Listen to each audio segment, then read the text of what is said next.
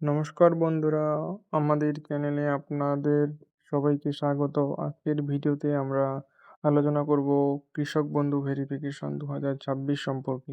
কারা এই ভেরিফিকেশন করবেন, কি কি নথি লাগবে, কোথায় জমা দিতে হবে এবং ভেরিফিকেশন না করলে কি সমস্যা হতে পারে, সবকিছু সহজভাবে জানবো। পশ্চিমবঙ্গ সরকারের কৃষি দপ্তর কৃষক বন্ধু প্রকল্পের সুবিধাভোগীদের এর তথ্য পুনরায় যাচাই বা ফিল্ড ভেরিফিকেশন শুরু করেছে।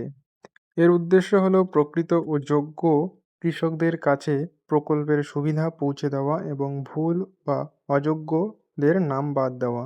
কারা ভেরিফিকেশন করবেন? যেসব কৃষক শুধুমাত্র কৃষক বন্ধু নতুন প্রকল্পের সুবিধা পাচ্ছেন বা আগের থেকে পাচ্ছেন, তাদের অনেক ক্ষেত্রে অ্যানেক্সার বা ফিল্ড ভেরিফিকেশন পূরণ করতে হবে। তবে যারা পিএম কিষাণ ও কৃষক বন্ধু উভয় প্রকল্পের টাকা একসঙ্গে পাচ্ছেন, তাদের ফিল্ড ভেরিফিকেশন করার প্রয়োজন নেই। কি কি নথি লাগবে? Aadhaar card, voter card, bank passbook, Aadhaar কার্ডের সঙ্গে সংযুক্ত মোবাইল নম্বর, জমির নথি বা আরওআর, খতিয়ান বা জমির রেকর্ড, স্বামী স্ত্রীর তথ্য। কোথায় ভেরিফিকেশন করবেন? নিকটস্থ কৃষি দপ্তর বা ব্লক কৃষি অফিস অথবা পঞ্চায়েত অফিসে ফিল্ড ভেরিফিকেশন ফর্ম সংগ্রহ করুন। সঠিক তথ্য দিয়ে ফর্ম পূরণ করে প্রয়োজনীয় নথি সংযুক্ত করে নির্ধারিত সময়ে জমা দিন। কৃষক বন্ধুর ভেরিফিকেশন ফর্ম ফিল আপ। প্রথমে কৃষক বন্ধুর আইডি নাম্বারটি এখানে লিখতে হবে, তারপর যে সিরিয়াল নাম্বারটি আছে সেটি এখানে লিখবেন। লেখার পর নিচের দিকে যাবেন, 1 নম্বরে আছে নেম অফ বেনিফিশিয়ারি। এখানে আবেদনকারীর নাম, তারপরে তার গার্জিয়ান নেম, ঠিকানা, জেলা, ব্লক, অঞ্চলের নাম বা গ্রাম পঞ্চায়েতের নাম, তারপর মৌজার নাম, তারপরে বেনিফিশিয়ারির ব্যাংকের ডিটেইল। বেনিফিশিয়ারির ব্যাংকের ডিটেল দিবেন, অর্থাৎ বেনিফিশিয়ারি আগে যে ব্যাংকে টাকা পায় সেই ব্যাংকের ডিটেল দিবেন। ডিটেল দেওয়ার পরে যে ব্যাংক, সেই ব্যাংকের নাম লিখবেন এবং ব্রাঞ্চের নাম লিখবেন।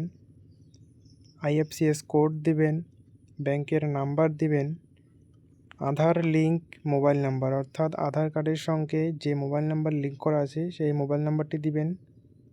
মোবাইল নাম্বারটি এখানে লিখবেন, তারপরে আধার কার্ডের নাম্বারটি এখানে দিবেন, এপিক নাম্বার দিবেন,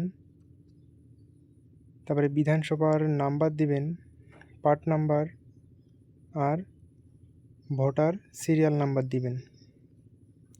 এগুলি দেওয়ার পরে এসআইআরে যদি নাম বাদ যায় তাহলে এখানে ইয়েস করবেন, অথবা নাম বাদ না গেলে নো করবেন। তারপরে ট্রাইব্যুনালে অ্যাপ্লাই করলে ইয়েস করবেন, না করলে নো করবেন। সিএএতে অ্যাপ্লাই করলে ইয়েস করবেন, আদারওয়াইজ নো করবেন। পিএম কিষাণ পেয়ে থাকলে ইয়েস করবেন, আদারওয়াইজ নো করবেন। এবং বেনিফিশিয়ারির পেশা বা অকুপেশন এখানে লিখবেন। যদি কৃষক হয় তাহলে ফার্মার লিখবেন। তারপরে চাষযোগ্য জমির পরিমাণ, এখানে খতিয়ান বা আরওআর বা পর্চা অনুযায়ী জমির পরিমাণটি লিখবেন। তারপরে খতিয়ান অনুযায়ী জেএল নাম্বার লিখবেন, তারপরে খতিয়ানের নাম্বার লিখবেন।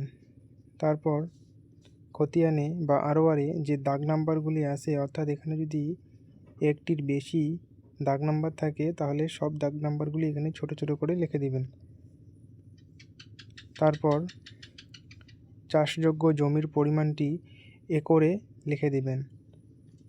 তারপর আরওআর বা খতিয়ানের হওয়ার তারিখ, তারপরে জমি ধরন বা টাইপ, ক্রয় করে পেয়েছেন উত্তরাধিকারী সূত্রে নামজারি না হস্তান্তর না অন্যান্য ট্যাক্স দেয় কি না, দিয়ে থাকলে ইয়েস করবেন, না আদারওয়াইজ নো করবেন।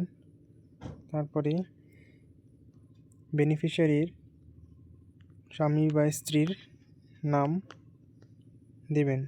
নাম দেওয়ার পরে ব্যাংকের ডিটেল দিবেন।